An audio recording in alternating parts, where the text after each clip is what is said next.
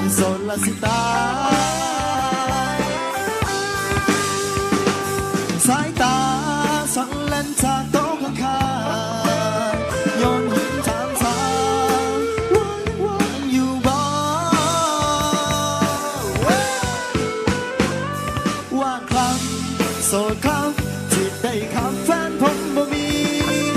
ผู้หญิงเต็มโตอยู่ดีมีแต่แฟนมูว่างครั้งโสดครั้งที่โลดคำผมบ่มีคู่อย่าอีกกันเฮาเด้อมูอย่าอีกสาเฮาเด้อมูโอ้ยน้องบ่ได้มาคนเดียวแต่กับคนเดียวทุกคืนทุกคืนอย่าเมื่อบางกลางคืนน้ำดึกดึกดื่นโอ้ยน้องสู้ก็ได้ที่เปิดหูเปิดตาบอกได้เลยว่ามักหลายมักหลายบ่ต้องห่วงเด้อหมู่ปับคนเดียวก็ได้โอ้ยน้องอยากโสดละสิตาย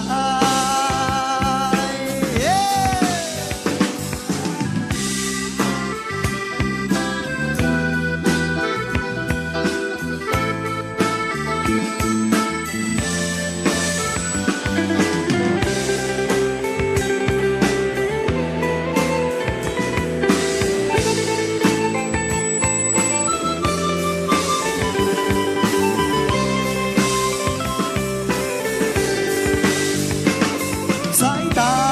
สนเล่นจากโต๊ะข้างๆโยนหินถามทาง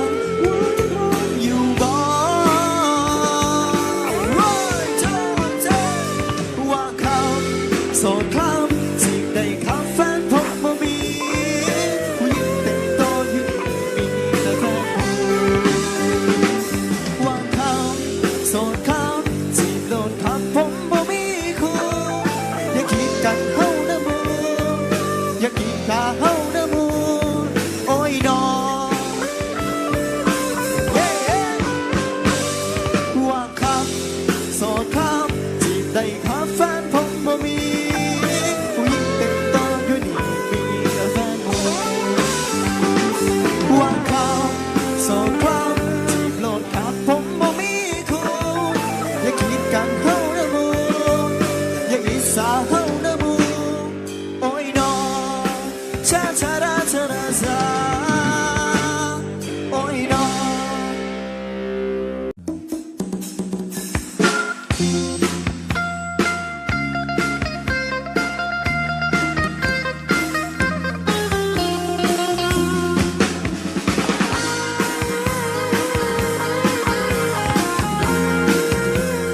เอายาวไปในช่วงนี้กันแล้วกันนะชื่อฮิฮิเย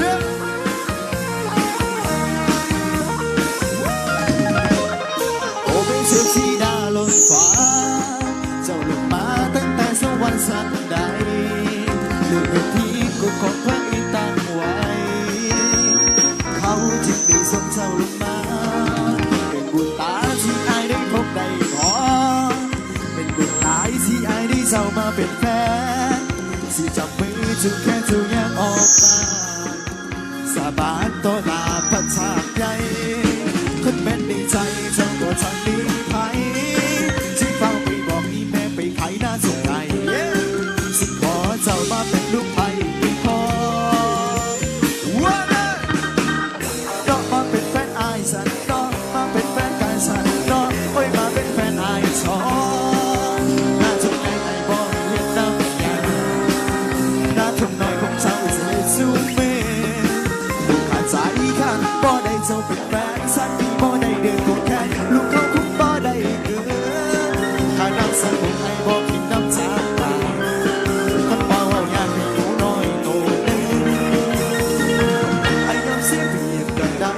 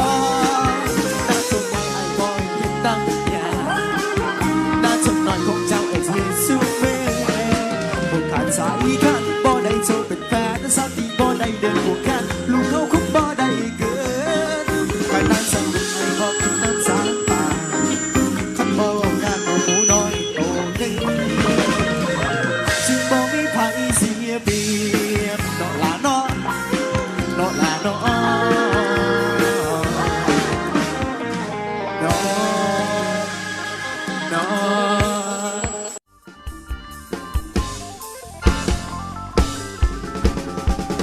เอาฮันนี่มาฟังทางนี้เอาฮันนี่มาฟังทางนี้มาฟังเรื่องของแม่ยายศรี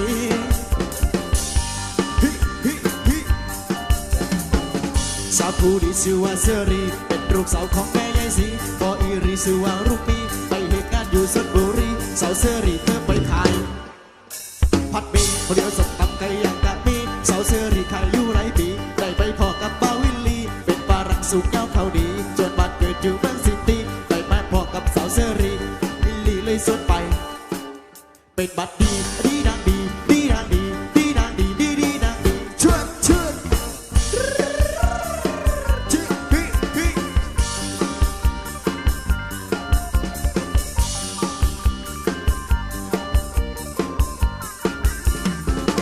สาวเสรีเศร้าขายผัดเมย์พาวิลลี่ไปหายายสีเมาแท็กซี่ไปบ้านน้องพี่สระบุรีแวะซื้อการี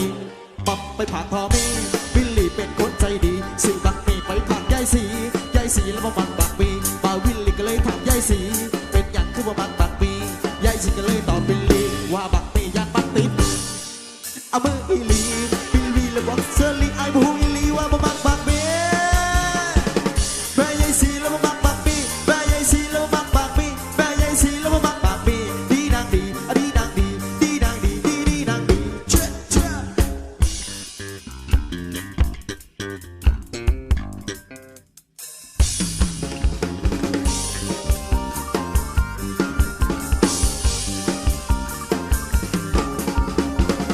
บ้ามือนี่มือสั่นวันดีบ่าววิลลี่แต่งกับเชอรี่สาวรู้สีหมูหันเชอรี่ดีใจที่ไปงานใบสีเฝ้าแล้วแนบทางโบนีนับตักสังกาสีไรบาท